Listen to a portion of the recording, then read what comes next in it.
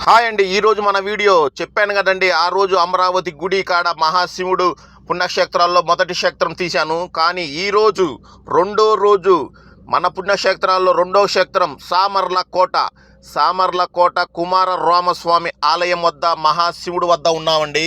ఈ చుట్టుపక్కల మొత్తం వీడియో తీస్తున్నాను. ఆ గుడి పరణాలు మొత్తం చూడండి, చుట్టూరు పారిగోడలు మొత్తం తీస్తున్నాం. లోపలికి వచ్చేసానండి గుడిలోకి. మన స్ట్రైట్గా గుడి దర్శనానికి పోయే దారండి ఇది. చూడండి, క్లియర్గా కానొస్తుంది మనకి. గుడి వద్దకు వెళ్తున్నానండి. ఇది చిన్న గుడి అండి. ఇక్కడ ఇచ్చట దీపారాధన చేయరాదని కూడా పెట్టి ఉంచారు. చిన్న గోపురము, పేరు చూడండి పైన ఉంది. ఇది మన దర్శనానికి పోయే మెట్లండి.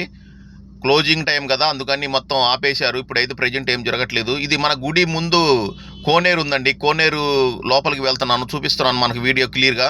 ఈ కోనేరు చాలా ప్రత్యేకతలు ఉన్నాయి, కానీ కొంచెం వాటర్ లేవు దీంట్లో. ఎందుకు లేవు ఏందని అడిగితే కొంచెం వర్క్ జరుగుతుంది, ఆ వర్క్ మూలంగా వాటర్ ఆపేయడం జరిగింది అని చెప్పడం జరిగింది. చాలా అద్భుతంగా ఉంది, చాలా కూల్గా కూడా ఉంది లెదరు. చూడండి ఫ్రెండ్స్, మొత్తం చుట్టూరు మనం వీడియో తీస్తున్నాము. చాలా అంటే చాలా బాగుంది. చూడండి, మన శివయ్య మనకు క్లియర్గా ఇక్కడ కానొస్తున్నారు మనకి. చూడండి వీడియో మట్టికి గుడి చుట్టూరు మొత్తం వీడియో తీస్తున్నాను మన కోసం.